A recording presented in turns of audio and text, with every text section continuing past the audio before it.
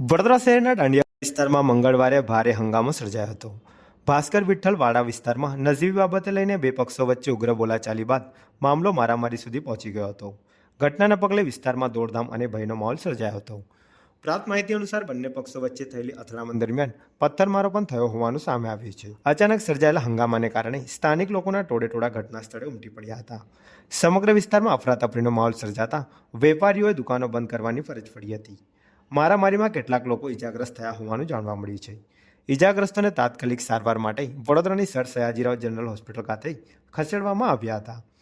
ઘટનાની જાણ થતાં રાવપુરા પોલીસ સ્ટેશનનો કાફલો ઘટના સ્થળે દોડી આવ્યો હતો અને પરિસ્થિતિ કાબૂમાં લેવા કાર્યવાહી હાથ ધરી હતી. પોલીસે સમગ્ર મામલે વધુ તપાસ શરૂ કરી આગળની કાનૂની કાર્યવાહી હાથ ધરી છે.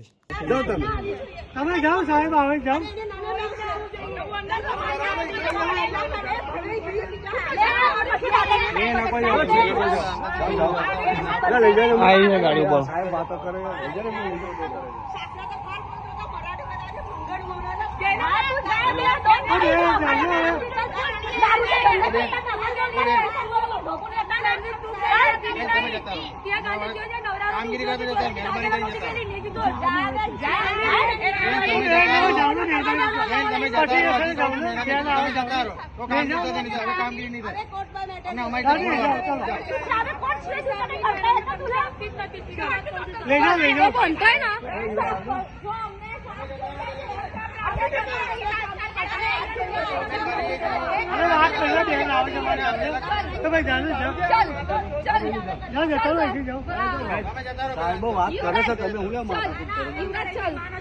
ને કરાવવું કરશે.